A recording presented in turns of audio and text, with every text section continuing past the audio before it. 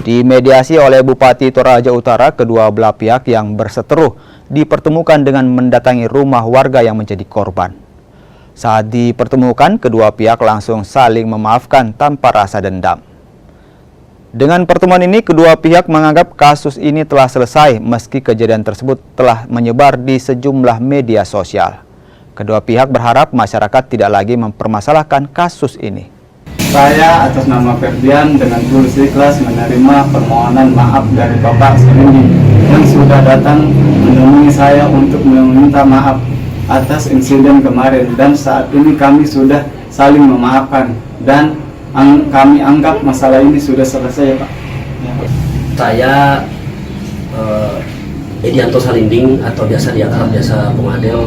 Saya datang di sini ketemu dengan sahabat saya Ferdian atau sahabat dari Raja Studio ya.